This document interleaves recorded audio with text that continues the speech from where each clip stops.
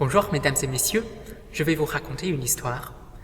C'est une histoire qui commence avec un conte. Il y avait une chose qui le passionnait avant tout, c'était la musique.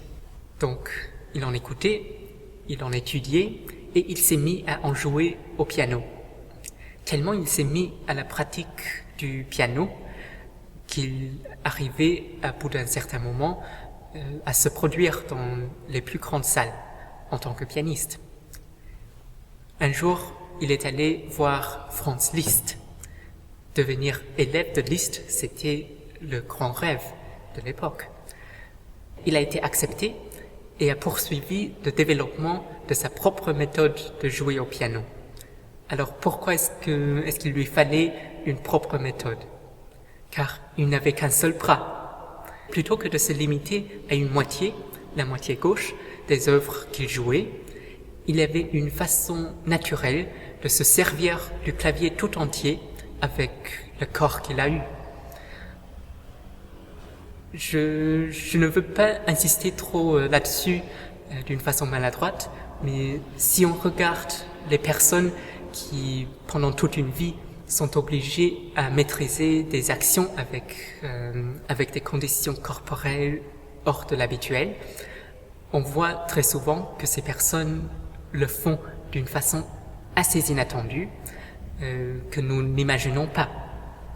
Et c'était exactement comme ça avec notre manchot et son piano.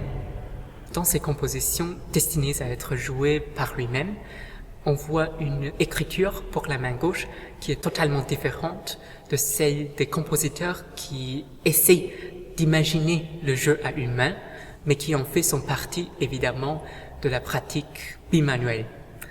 Bimanuel, dibrachial, je ne sais pas quel est le mot courant. En tout cas, le piano, c'est pas un instrument qui dépend de l'anatomie humaine. Le clavier n'est pas conçu pour répondre à la physiologie. Le clavier, c'est tout simplement une rangée de toutes les fréquences, des graves aux aigus. Et on peut mettre là-dessus un nombre quelconque de mains. En plus, il y a une considération musicale assez intéressante dans ce cas-là. C'est que déjà avec François Couperin, il a été constaté que le jeu du piano ou du clavecin, qui soit expressif et qui soit beau, c'est un jeu marqué plutôt par la souplesse que par la force. Or, faire sonner plusieurs notes en même temps sur un tel instrument a un aspect forcément percussif. Et on cherche donc à alléger cette dureté, quitte à décaler les entrées des notes dans un accord. Donc, si on n'a pas besoin de jouer exactement en même temps une note ici et une note là, pourquoi est-ce qu'on a besoin de deux mains ?